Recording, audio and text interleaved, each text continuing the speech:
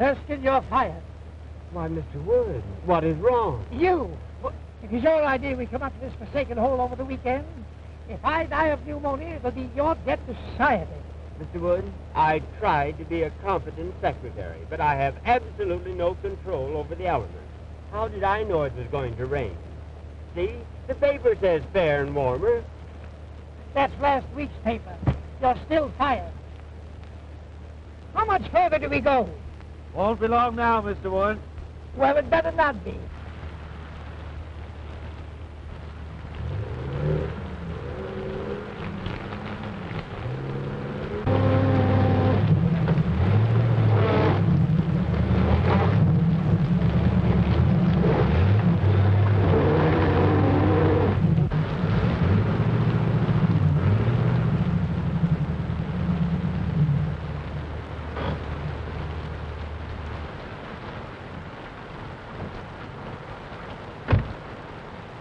Something the matter? I guess we're stuck. You guess you're stuck. What are you trying to do? Kill me? Oh, no, it's not as serious as that. We just skidded into a fallen tree. Don't stand there. Don't stand there like a trained seal. Suggest something. I'm sorry, sir, but I never did work well underwater. I know this part of the country intimately. There are several houses nearby. We can walk to one of them. Swim, you mean? I see a light down that way. You couldn't see a light if you looked at the forest fire.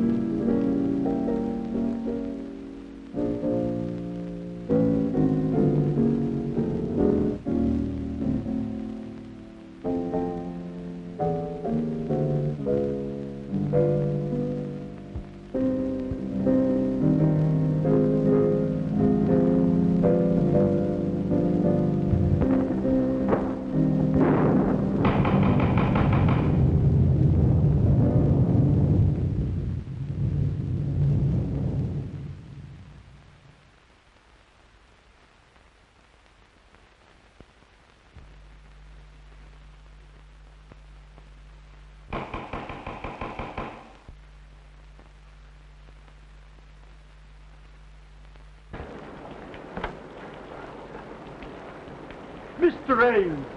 Oh, hello, Carle. I'm sorry. I didn't recognize this as Dr. Kent's house. Just a moment, Ames. I don't know who this Dr. Kent is, but I'm getting out of the storm even if it's to be the missing link. Yeah. Coming in, Mr. Ames?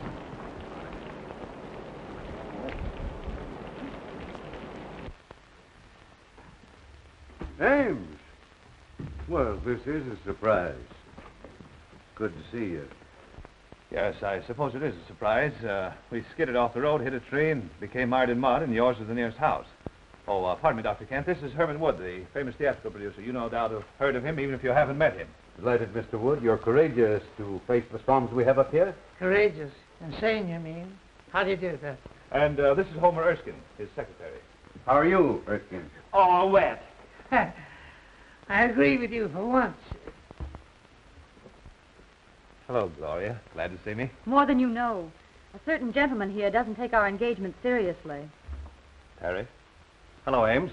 How do you do? Gloria. This is Mr. Wood, Mr. Erskine, Miss Shaw, and Mr. Terry Gray. Oh, Mr. Wood, I've heard so much about you. Yeah, I was afraid of that. How are you, young man? Still quite normal, thank you.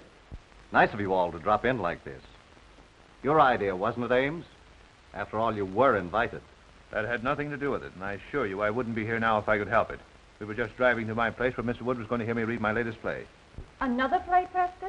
My, you are prolific. Well, play or no play, I ought to be in New York, in bed. Well, I'm afraid you'll have to remain my guest for the night. My chauffeur tells me the roads are completely out.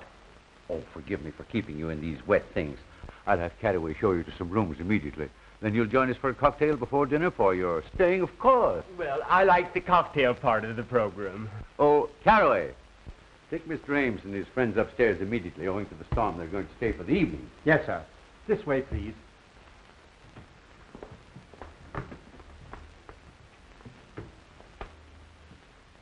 Who are you? Why, you tell her. I'm beginning to be uncertain of everything. Why, this is Mr. Wood. I'm Mr. Erskine, his secretary. I pity you so much. You're surrounded by tragedy and sorrow. Well, you are psychic, Beatrice. Mr. Wood is the greatest producer of tragedies and dramas in the country. You mean he was?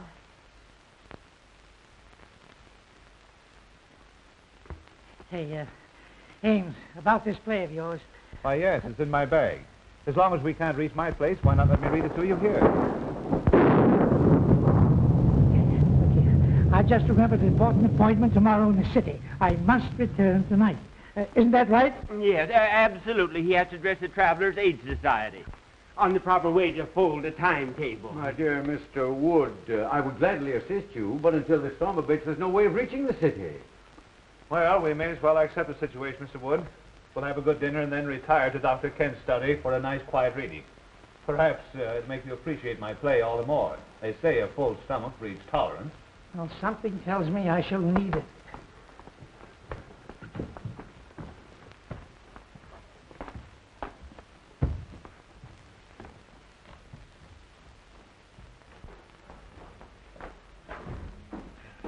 Mr. Ames, this is your room. You've used it before.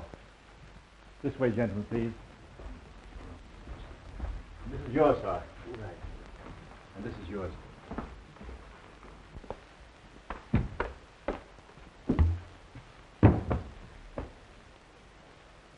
Just a moment. Have that coat dried out. Yes, sir, right away, sir. Anything else, sir? Yes, close the door when you go out. Yes, sir.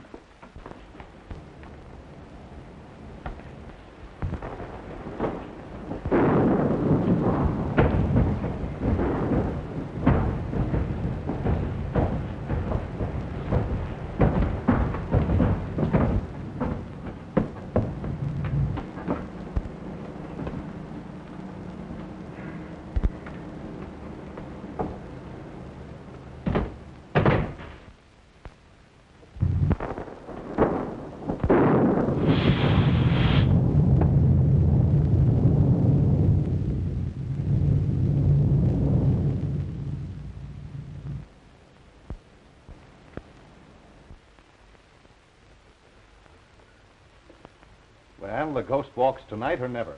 You don't sound very hopeful. To the contrary. Not only hopeful, but brave. I'm going to ask you to marry me and go to California, where the sun always shines and the oranges fall from the trees to your breakfast table. Oh, that's a beautiful picture on a stormy night like this. But with or without the oranges and sunshine, you know I won't marry you, Terry, because I love someone else.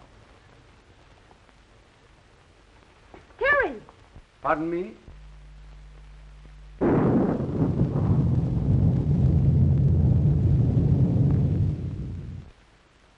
You're not a very easy man to discourage, are you?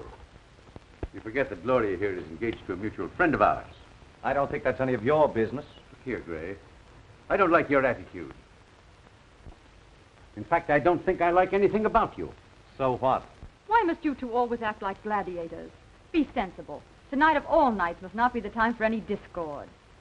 You know I've never given you cause to think of me as more than a friend. That depends on your viewpoint. I might argue that statement. I'd like to give you the thrashing you deserve for those insinuations. Please. We'll discuss this later.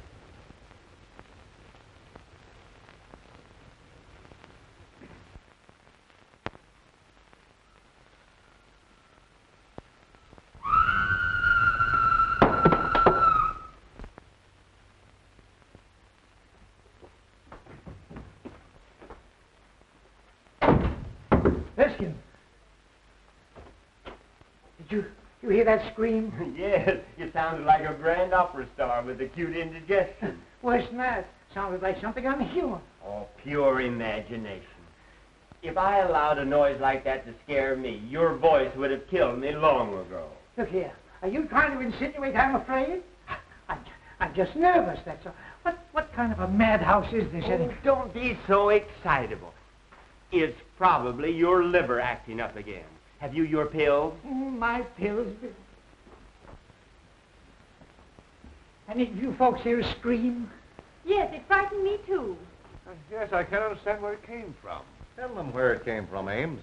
You've heard it before. Why scare your friends unnecessarily? Perhaps you're right. Any scream you may have heard probably came from Beatrice's room. She's Dr. Kent's patient and Mr. Gray's sister. You met her at the foot of the stairs. She's just a little irrational at times. Well, as far as I know, it's nothing to worry about. Simply emotional outbursts. Don't you just love a night like this? This old house seems to belong in the rain and thunder.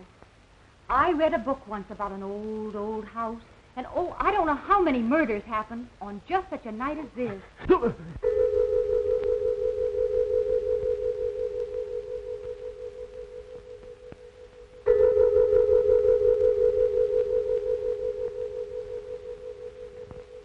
Was that the clock? Yes, I guess so. I think so. It must have been. But it's a union clock. What do you mean? Well, it strikes any old time.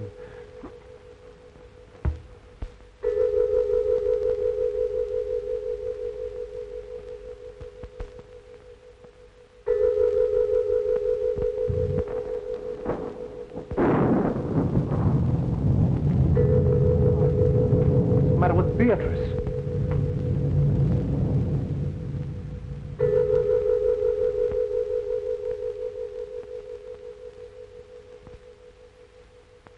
Yes, John.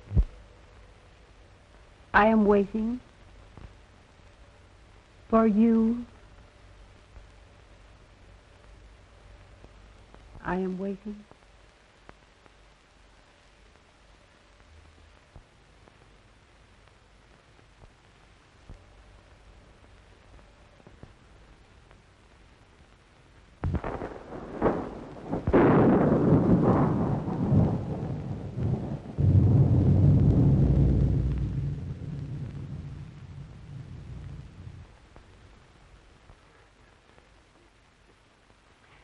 That woman gives me goose pimples. I've seen saner people than her in asylums. I'm sorry this had to happen. Beatrice's spells are unnerving to a stranger, but after one gets to know her... Know her. Say, if I never see her again, I'll be satisfied. Now, if you'll be so kind as to find some method for me to leave this house, see that I take it. Oh, Prescott, we couldn't let you do that with your friends. I think your friend is unduly alarmed, Ames. Oh, is that so? Well, who asked you? He has high blood pressure. He should calm himself. Oh. Miss Beatrice's actions are nothing to fear. She simply dwells in the unknown. As her attending physician, I can speak freely. The girl suffers from hallucinations and the shock of a tragedy that occurred in this house 3 years ago this night. Mr. Ames remembers that night very distinctly, no doubt. That's why he shuns my house. Dr. Kent, I see no reason for making my sister's grief public talk. I'll bet the doctor's going to tell us about some terrible operation. That ought to be cheerful. The unsolved murder of your sister's husband must be public talk in this house. Murder? I have taken notes on her actions since that night, and each year, at this hour, the flutter of that sound is heard, and she has acted as though the spirit of John, her dead husband, had returned to her. That's all there is to it. Erskine, we're leaving. Dinner is served, sir. No, we're not. Ghosts or no ghosts, we're eating. We're leaving. You're disobeying my orders. No, I'm not. You fired me an hour ago.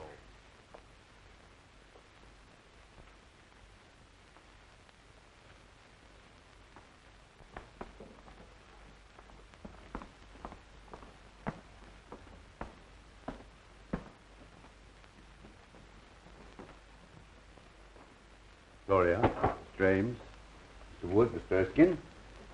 Hope you're all as hungry as I am. Just give me an aspirin. Just give me anything but a tomato surprise. I've had shocks enough. This is about as cheerful as an undertaker's picnic in a cemetery.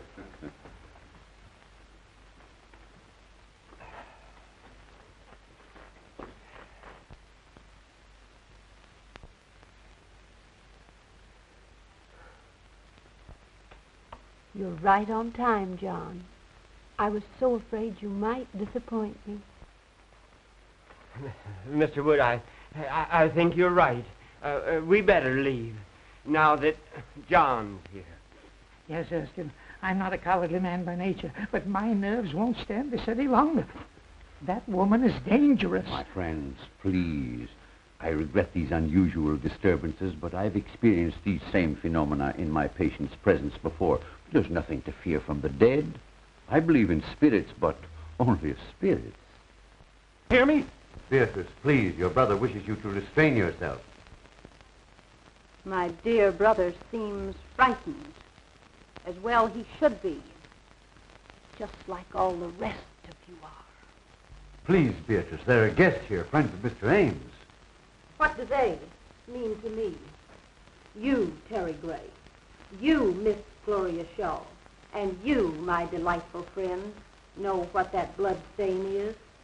You were at this table the night poor John fell forward and stained the cloth with his own blood. The night he was murdered. By one of you. Why, that's a lie. Open that door. Claire, I'll call the police. Well, this is outrageous. Open that door. Unloosen that portal. I'm sorry, Miss Beatrice's orders are that no one leave. Jarvis is only partly correct. I gave that order. What's the idea? The idea, my friend, is to protect my patient's health. Any interruption might cause the loss of her sanity. You want the responsibility for that on your shoulders? I think you're as crazy as she is. Don't aggravate him. They're all dangerous. Everyone will please sit down.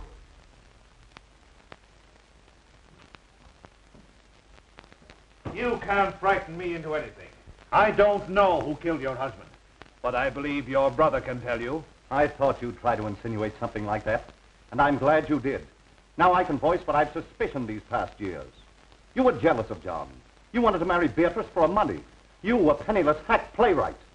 She preferred John, and you killed him. There's always been insanity in your family. Wait.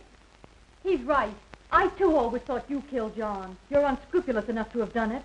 That's enough of that kind of talk. You aren't free from suspicion either. As John's cousin, you inherited more money from his death than I did. How dare you say that? I can't listen any longer. In the name of humanity, allow Erskine and I to get out of here before they kill each other. I appreciate that we have outside witnesses to what is going to happen. There is a murderer in this room, and we're going to find him. John, tell me the person who killed you. Speak quickly. Why don't you admit it? Hurry, before it is too late. You'll talk now or I'll break your neck. Lights! John! John! Speak to me, John! Jarvis, turn on those lights.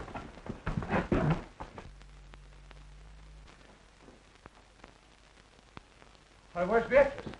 Why, I don't know. Dr. Kent, I demand I be allowed to leave this room. And I'm with you. Remember my years of devotion to you. Divided we arrive, but united we leave. Of course, I'd give anything in the world if this hadn't happened. Jarvis, open that door. Oh, Mr. Wood, I'll see you later. You'll not see me later. Not for a month, not for 10 years. I'm getting out of here.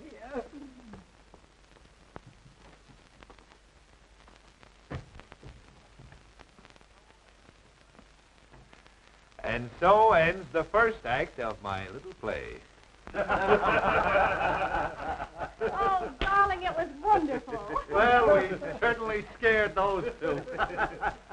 Nelson Wood's famous for his temper. Isn't it remarkable how they reacted almost exactly as you had written them into your play? I'm tired, and we've 2 more acts to go. Well, you're as clever a group of actors as I've ever seen. And I've got Glory to thank for finding you. Didn't I tell you they were troopers? You don't think we frightened them too much, do you? What's the difference? It's a blooming order of play, ain't it? Oh, Jarvis, Go get Beatrice. Good old Beatrice. She certainly played her part well. Yay, but I was afraid she wouldn't scram before the lights turned up.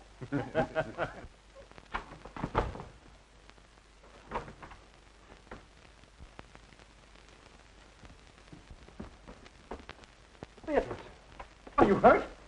Beatrice, what's the matter? Speak. She's dead. This isn't my room. No. And whoever it does belong to has a gun. A gun? No. Let's don't annoy. Oh, shut up. This may come in handy. A manuscript. The Ghost Walks by Prescott Ames.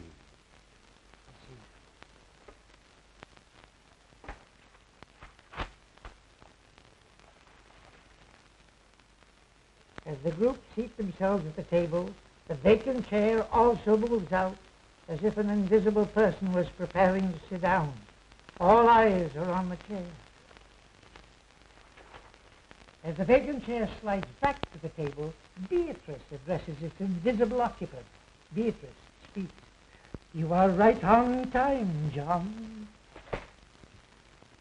Erskine, we've been witnessing a dress rehearsal of Ames's horror play.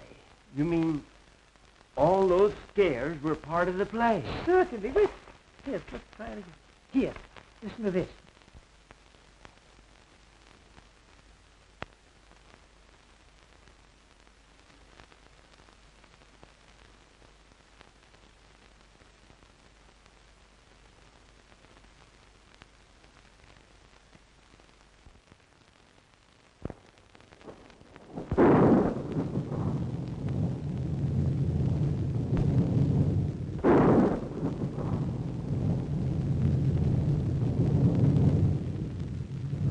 I'm afraid my play has been surpassed. We have a real menace in this house. Well, there was no one in the house but us, and we were all in the dining room. I know I was. That's right, because I was struggling with you. I was sending to the light switch. Yes, and I was at the table, as you all know. I was playing ghosts. I was all over the room. But I didn't do it, I tell you. I didn't do it. Of course you did. Now, don't lose your head. Don't any of us. A death-like face slowly appears in the dark, ghostly white and pallor. The face seems to float as it reaches the table. Beatrice, hysterically. John! Lights out. Everyone remains where standing with the exception of Beatrice, who disappears through a door in the kitchen. So they thought they'd impress me with their phony theatricals, eh? Me, who staged the burning of Rome while the gladiators were being gored to death in the animal pits. I wasn't scared a bit. Neither was I. No, what are you doing under the table? Well, I was looking for you. Ridiculous. I hate cowards. When we get back to town, remind me to fire you.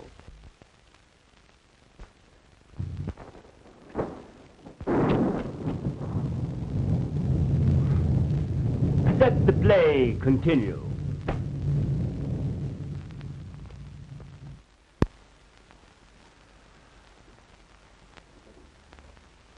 Now that the play is over, I'll have to tell Wood what's happened.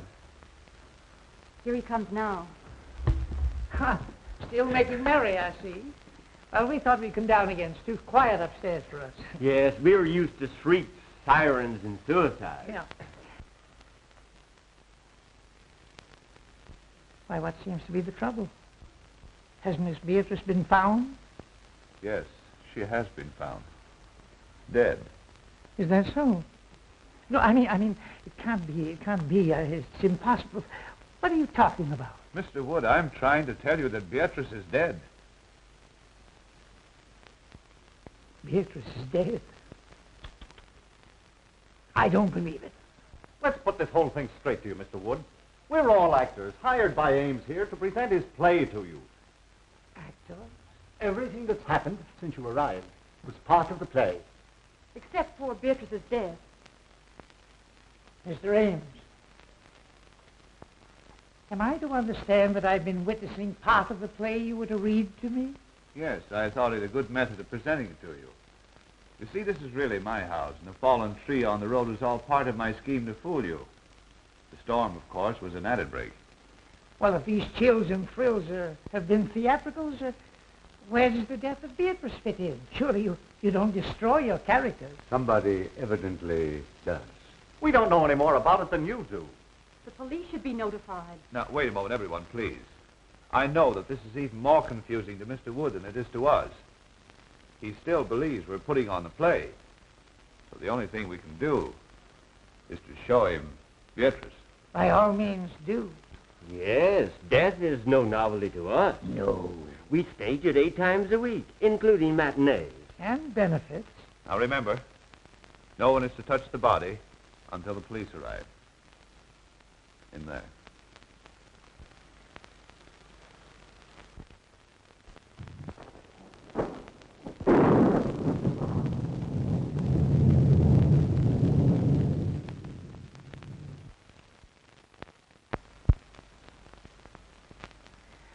Well, where is she?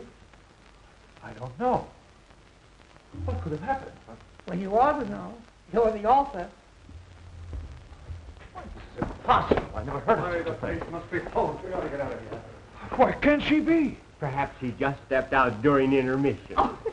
Gentlemen, this is too serious for joking. She was on that divan 10 minutes ago, dead. You've got to believe it's for your own safety. Oh, and you think we're all in danger? We most certainly are. We've got to search this house and find Beatrice and the person who... I wonder who that could be. Well, we'll never find out until we answer. I will. We all will.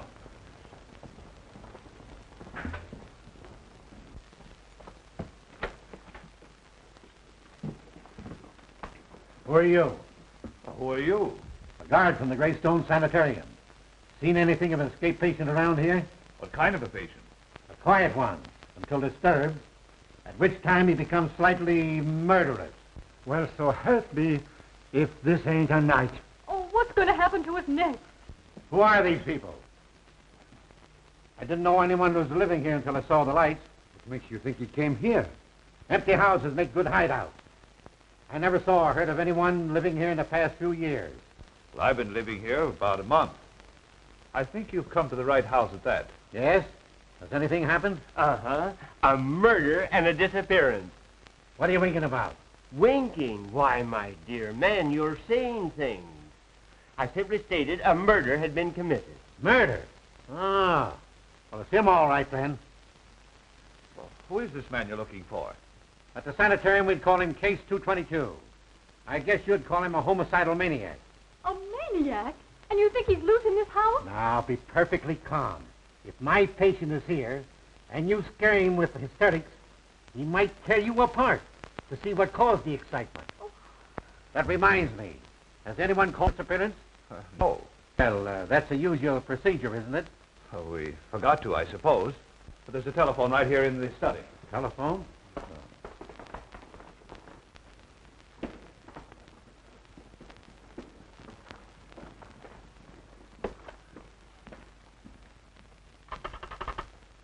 Hello?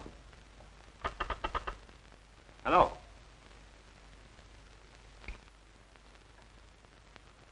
Cut. I suppose no one knows who did this. Why should we? You don't think it's fun to be isolated with a maniac?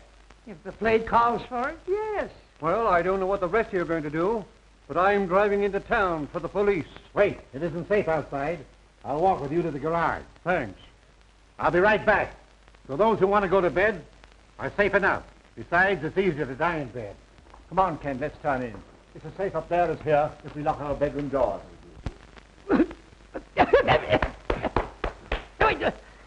What's the idea? Why, you're choking terribly. Well, can you do any better? You know, I had a hunch that Beatrice should never appear in a horror play. Why? Too highly strung, and impressionable, a fatalist. She figured if you were paid to scare people, the law of compensation would see to it that you got scared yourself. Utter nonsense. How could anyone possibly foresee a maniac coming here tonight and committing murder? Don't interrupt him. The play's improving. Not enough action for me. Tell me, Ames, just how did you happen to come to this house yourself? Funny you should mention that. I was just asking myself the same question. Of course, you saw that painting in the drawing room of Gussie Gillis. Sure, everybody knew him. And his history? Naturally. Personally, I thought he was the worst butcher who ever severed a tonsil. Right. And you remember how 9 of his patients mysteriously disappeared after he treated them? They were murdered. And when the police came to arrest him right here in this house, he committed suicide. He lost his mind from the strain of his surgical work, I guess. Get to the point, man. I know all that record. Now, you say this house was his. How did you get it? Why, that was easy. I simply advertised for an old, isolated country home. And the real estate agent for the Gillis estate answered and said he'd be glad to rent me this place. It's been vacant ever since the doctor's death. People were afraid to live in it because of the crimes that were committed here. It's supposed to be haunted. And the local people swear they've seen the lights go on and off in this house even while it stood unoccupied. Well, the rest of the story is short. I wanted to write a play in the same atmosphere he had lived his ghoulish life, so here I am. I'll bet he'll come back to haunt you for this. Did Jarvis get away all right? Yes. There's no one around the ground, so I think I'll search upstairs. I'll go up, too. I'm going to bed. And I'm resigning from your cast. You playwrights are all screwy. I take it that this ends the second act. Now, if you don't mind me saying so, I think your play is rotten. Well spoken, Erskine. Forget about being fired. Let's go to bed. Yes, go to bed, Mr. Wood, and get some sleep. You insist the play is still on, but we've tried to tell you that it's ended in a tragedy. Good night, sir. Good night, Miss Gloria. Good night. Ames? Good night. Be sure and let us know if anyone else is murdered. I can't convince those fools. They insist we're still playing for their benefit. Oh, I wish we were out of this dreadful house. First it was Terry pestering me, and now this awful tragedy of tonight. Don't worry, dear. You look all worn out. You get some sleep, and I'll see that nothing disturbs you. Oh, I'm too frightened to sleep. Tell me the truth. Who do you think could have killed Beatrice, and where do you think she could be? Well, personally, I believe it was just a burglar who's long since disappeared. Then why would he steal the body? Oh, to cover up the crime, I suppose. Now, you go to bed, dear.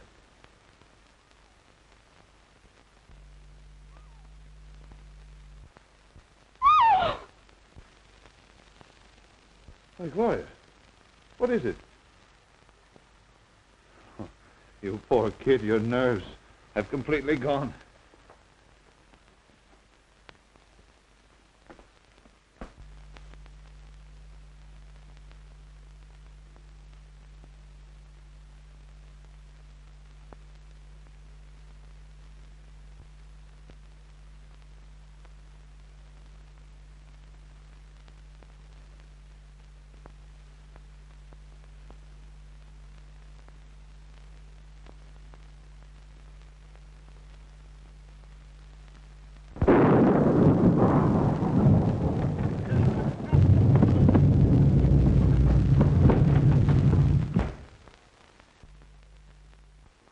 Oh, it's you.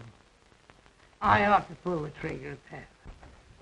Well, come on, snap out of it. What is it? Mr. Wood, maybe we're wrong. Maybe this isn't the play we're witnessing after all. Oh, rubbish. You saw the manuscript, didn't you? Yes, but I didn't see anything in it about the top of my bed coming down and smothering me just like a steak under onions. Oh, nonsense. You've had too many cocktails. Besides, I wouldn't be lucky enough to celebrate your demise by violence. That's a fine way for you to talk to me. Me, who's been everything to you but a mother. Now, Mr. Wood, listen to reason. I may be all wrong. I'm a nervous man by nature. But if this play is still going on, it's the closest thing to reality I ever saw behind the footlights. Oh, you're a sissy. I tell you, this fellow Ames is clever. He has reality in this play, and that's what the public wants. Now, let me alone. And if you want to stay in the theatrical business, stop letting it scare you. Oh, I was kidding all the time. That bed bracket was only a dream I had. And you were in it, too. I was not. I was reading. Yes, I saw that. You were reading a book on psychics. You were worried about the future yourself. Say, go home and go to bed, will you, please? And if you want to think of the future, remember I'm firing you. Mr. Wood, I have a premonition that we must stick together tonight. You need protection. You mean you do? You're trying to muscle into my bed because you're frightened. Go home. Oh, my dear employer, play or no play, I have no relish for my own couch. Move over. Say, this is all Tommy rot. You've got the mind of an oyster and the nerve of an acrobat.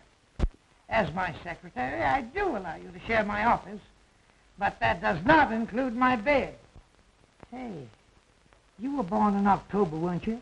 Yes, during the National Apple Week. Why?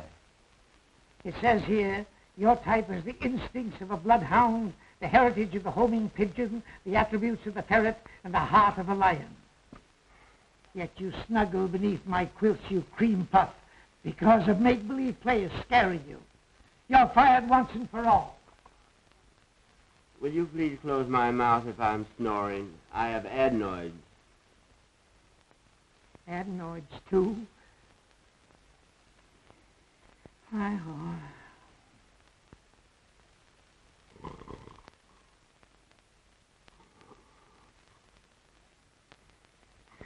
Homing pigeon, ferret, lion. I'm sleeping in a zoo.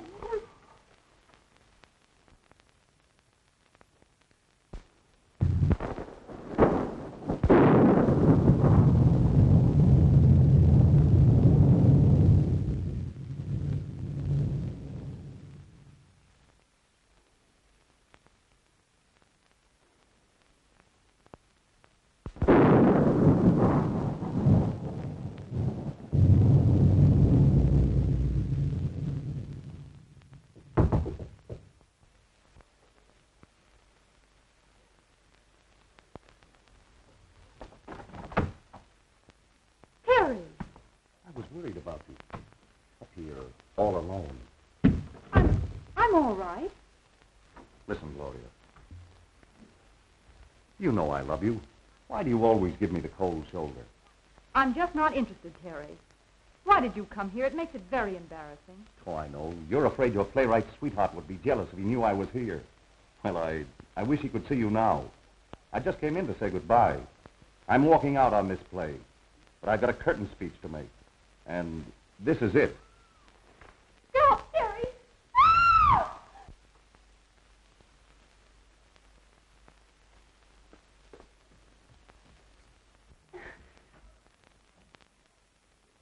Gloria!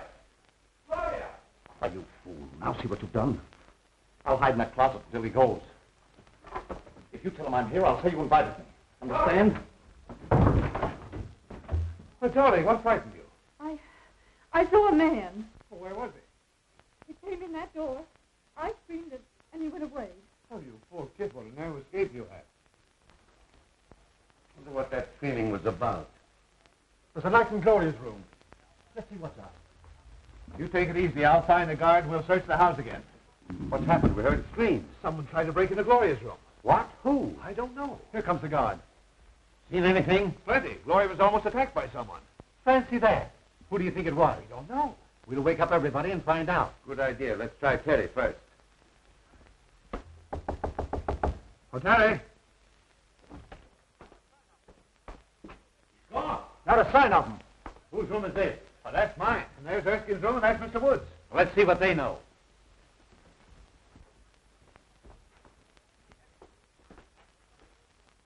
Empty.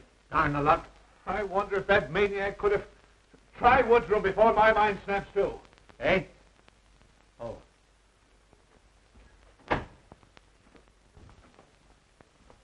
Hey, you two. Get out of here. My office hours are from 10 to 4.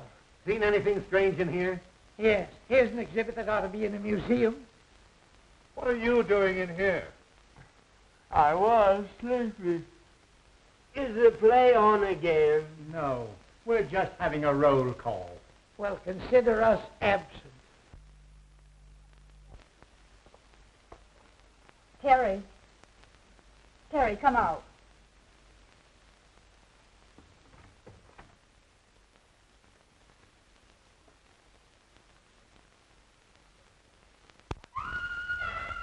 Gloria. What, again? Oh, let's don't miss this. I might as well be a fireman.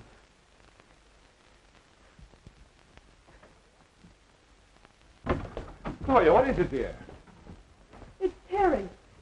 He was standing right in that closet. He's disappeared. Well, what was Terry doing in your closet? He was hiding. From whom? Why, Oh, pardon me. Oh, no, please let me explain. It isn't necessary. I think I understand.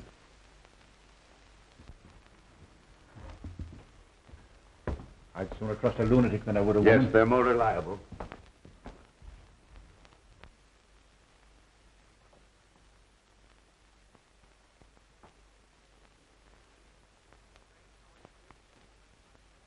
Strange how anyone could disappear from behind a nightgown.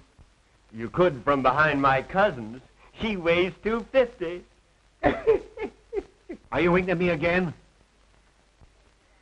Say, let's go down and get a drink. This isn't a horror play, it's a bedroom farce.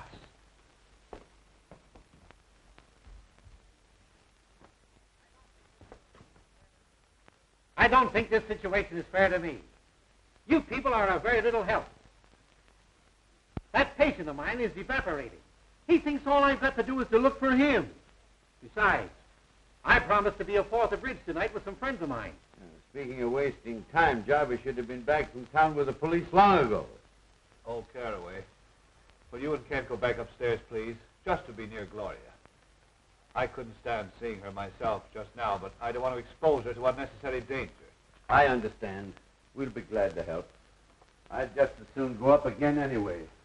I'm dead. Please don't use that word. I don't like that fella Carle. Oh, forget it. He's just a seedy butler. Well, I feel duty-bound to see this night through. I live here and all that, but I'm beginning to reach the breaking point.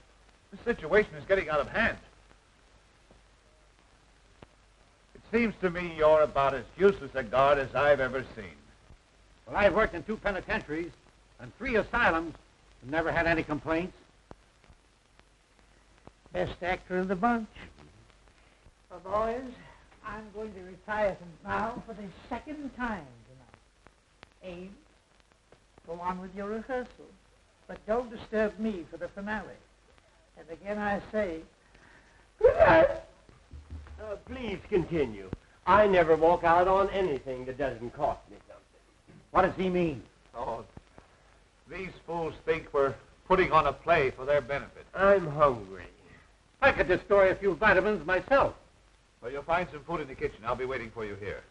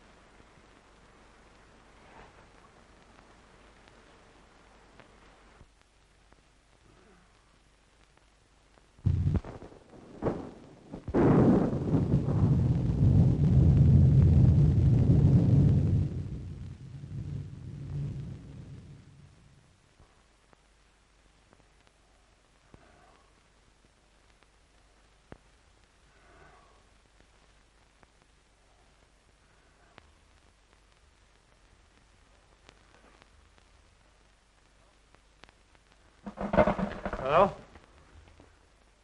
What are you doing down here? Why, I just came down to get some cigarettes. Well, you shouldn't have left Gloria upstairs alone. Well, I'm not her guardian. If you're so anxious about her, why don't you go upstairs and play watchman yourself? That's just what we're both going to do. Well, the scene shifts. So do I.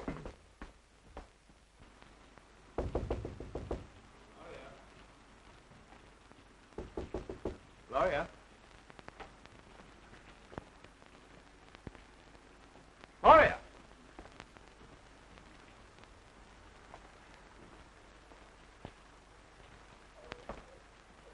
I smell chloroform. This is all your fault. I told you not to leave her alone. We'll arouse everyone. Oh, Kent? Well, Mr. Wood. He's probably in his room. I shouldn't cue you, but here comes Kent now. Oh, Kent. Yeah? Gloria's disappeared. Huh? Say, have you been out in the rain? No, why? Well, whoever stole Gloria took her out of the window into the rain. Funny that you should be out of your room and then appear all wet. I don't like your insinuations, Mr. Ames. If you must know, I couldn't sleep. I was going to take a bath in the tub and turned on the shower by mistake. That's what I would call a watertight alibi. Maybe Mr. Wood knows something.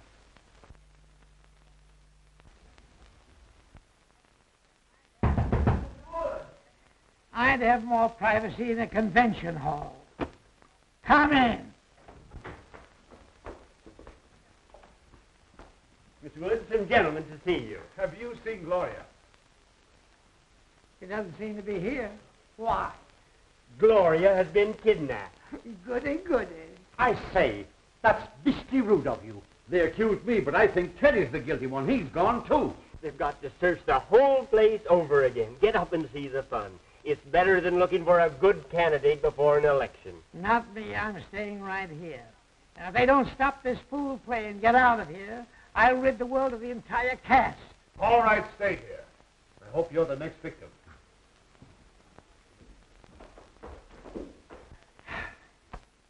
Mr. Wood, could I have a word with you? If you try to get in this bed again, I'll shoot you, so help me. I only wanted to say that you're right, as usual. The play is still going on. Of course I'm right. I know the theater like Barnum knew his elephants. And I'm not cross with you, Erskine. In fact, I'm going to raise your salary. Thanks. People don't disappear every 5 minutes in real life. Unfortunately, some don't. I'd like to get some sleep. But the play... Earn some of the money that I pay you by watching it for me. Why, I thought you fired me. Not till we get back to town. Now, shut up and get up. Guard! Guard! Huh?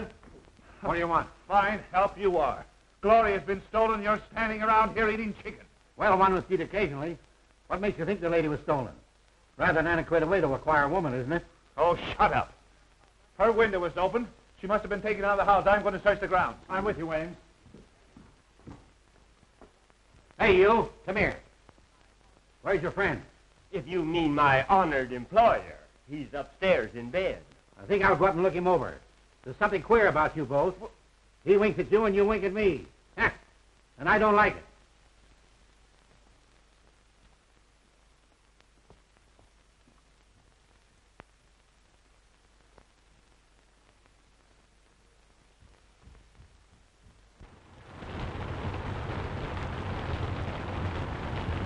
We'll make a careful search of the ground. You go that way, now go this. We'll search the house, and I'll meet you front. Right. Right.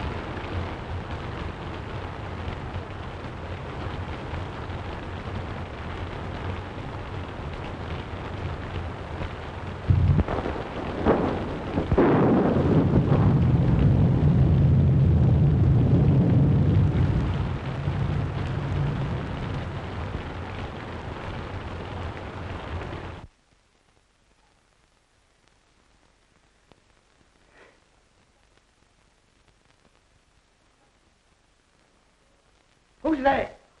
Only me. Oh, my old friend from the insane asylum. Come on in, sit down. Make yourself at home. Everybody else has. Hey, look here, old man, pal to pal. You're not really an asylum guard, are you? No. How did you get? God, you can't fool an old-timer. You know, you're wasting your talents here. You're too good for this stuff. The whole world knows that. I said good, not perfect. Like that play. You know, I've been thinking that over. It's mighty darn gripping. I think it's pathetically bad. I'll have no part in it. Are you under contract to Ames? Me? I should say not. But I'm ready for a presentation now that will astound the world. I believe you are. I'll bet you'd be a sensation and a good part. And I'm going to give it to you. Herman Wood, the man who has given more stars to Broadway than Edison has electric lights, will star you personally in an extravaganza.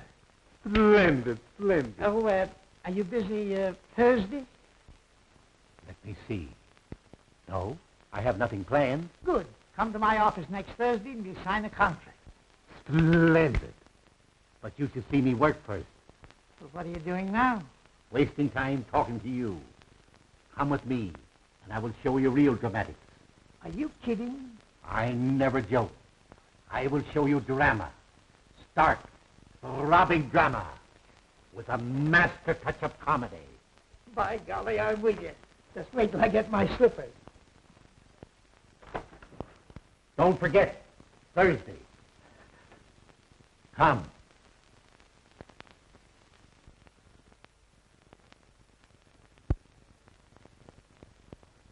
I'd feel a lot safer if I had my gun. Where is it? Home. That's okay with me. Let's go over to your house and hang around. It'll soon be daylight. Thank heaven. James. Anything new? We made a complete search of the grounds and found nothing. Well, how much longer is this going on? I'm getting tired of sitting around here and waiting for something that doesn't happen.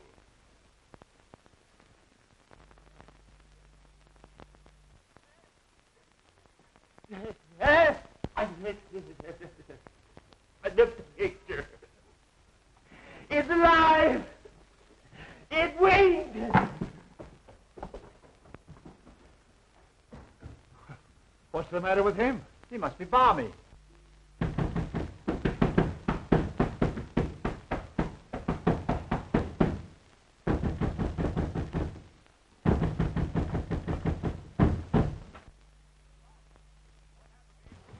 Charles, what happened to you? Remember when I left the house to get the car and the cops? Yes? Well, that nuthouse guard leaves me at the garage. Then just as I'm getting into the car, somebody slugged me with a lead pipe. What was the idea? Well, someone didn't want him to get away. And that someone is probably the escape nut that we're looking for. How many of you are searching for him? There's already been a guard here tonight. Well, there's possibly half a dozen of us, but believe you and I'll find him. Yeah, this guy disappears every so often, but we always spot him in this neighborhood. I see. Well, after you were hit on the head, why did you come back to the house? I figured getting the police was the wisest move to make. I've been knocked out and tied in the garage, but I broke the ropes. Then I tried to start the car, but I found out someone had gummed up the motor. Well, I began to hoof it into the village when these guards from the sanitarium picked me up, and here we are. Has anything happened since I left? Yes, Gloria's been kidnapped and Terry's disappeared. And now that Erskine person's gone violent. Oh, yeah? Well, I'll handle that. Help! Help! What's the matter?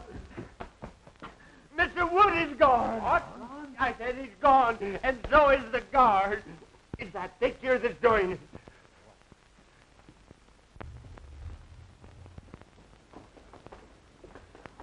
Oh, what's the matter with it? Its eyes moved. It glared at me. Why, it's as solid as the wall. You're daffy. Those eyes never stared out of nothing but a paint pot. I say someone looked out of that painting. Okay, brother, we'll soon find out who's nuts around here.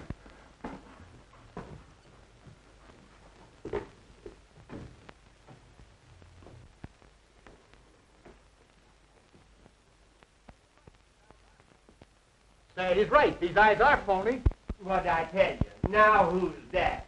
Hey, there's a passageway back to this. A passage?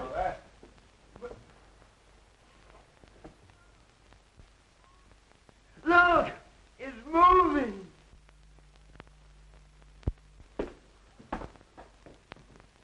That's how Beatrice disappeared from this room. Well, I'm going to find out where it leads to. I'll go with you. Be careful. It looks dangerous.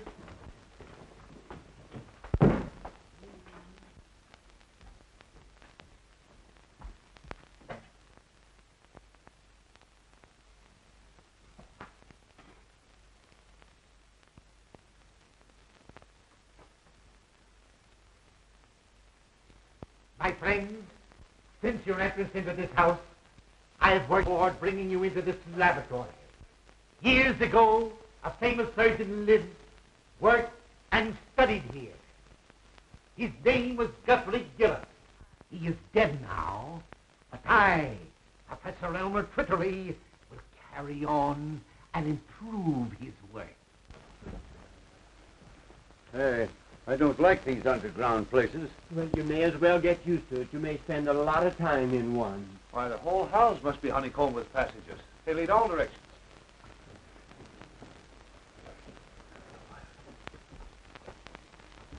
I am the greatest genius you have ever seen.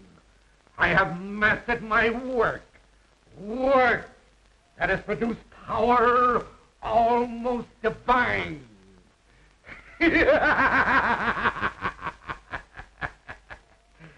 I have become more than the greatest plastic surgeon in the world.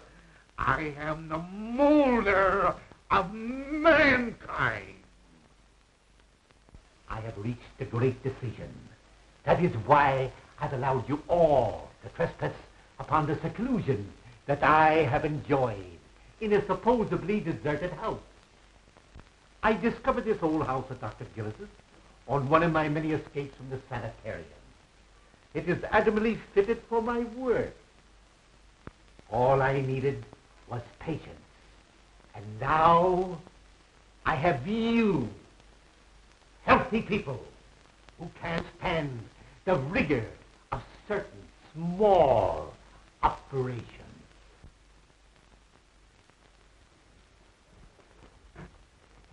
Now, wait. This looks like a door.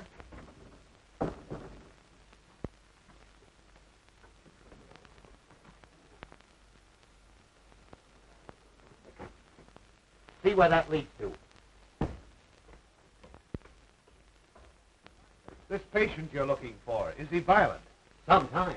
He almost killed a guard tonight when he stole his uniform. Oh, and he winked at me. Leads into an open room with a swinging bookcase. Then Gloria did see something in that study. We've got to find her before anything happens to her.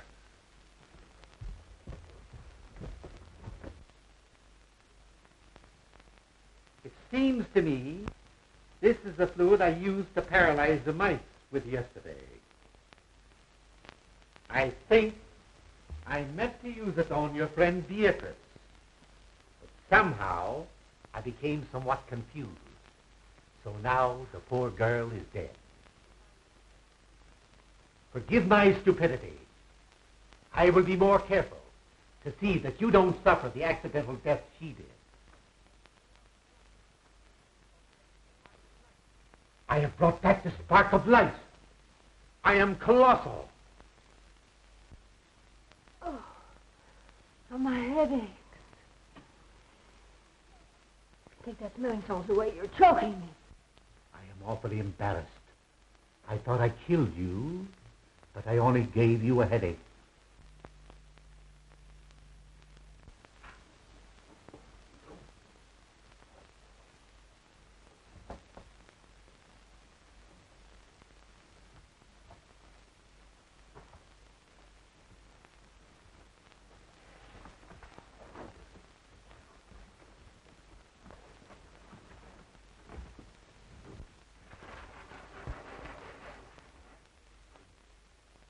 I ask your indulgence in looking at this chart.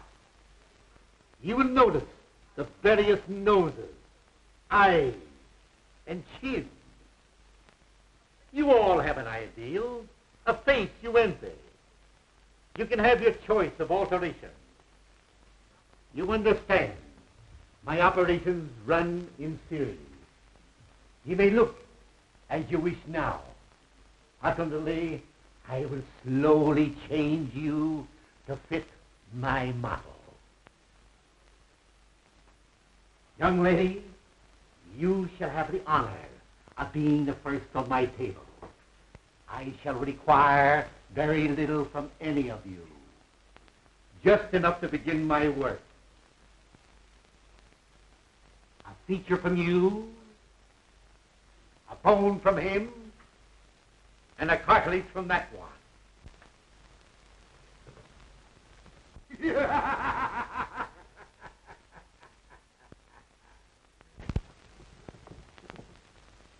It's the guard.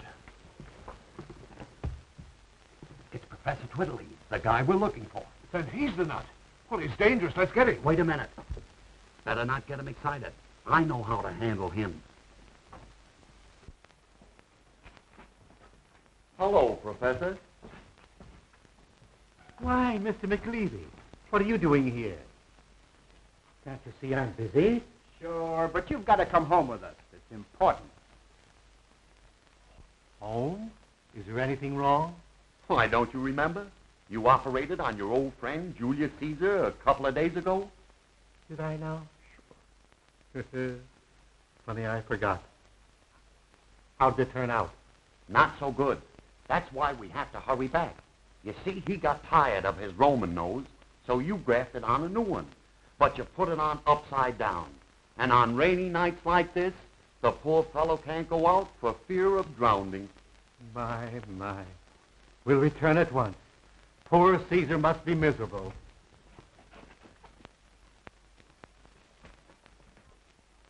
Oh, Prescott, take me out of here. I never want to see another horror play. Well, don't worry. I'll never write another one. Yes, you will.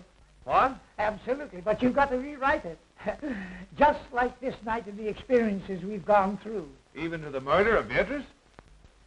Yes, I'm afraid Beatrice will have to die all over again. Well, the ghost walks after all. Congratulations. Congratulations, John. You were all right too, Caraway. Thank you, Mr. Wood. Now what's the matter with you? I was just thinking how terrible it would have been had the professor really operated on us and changed us all. You might have gotten my adenoids, and I would have gotten your false teeth. Erskine, turn your face to the setting sun. Oh! What's the idea? Don't forget, you're fired. Oh, Mr. Wood. Come.